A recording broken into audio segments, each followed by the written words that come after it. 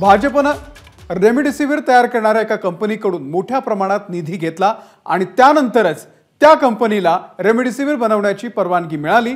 मात्र यामुळे अनेकांचे प्राण गेले असा आरोप रोहित पवार यांनी केलाय। हा भ्रष्टाचार लाखो कोटींचा आहे असंही रोहित पवार यांनी म्हटलेलं आहे। अदानी अंबानींकडून काँग्रेसने किती पैसे घेतले असा सवाल पंतप्रधान नरेंद्र मोदी यांनी केला आणि त्यावरती आता रोहित पवारांनी हा पलटवार केलाय। अभ्यास न केलेलं औषध जर मार्केटमध्ये येत असेल तर त्याला पूर्णपणे कदाचित बीजेपी जबाबदार असू शकतं।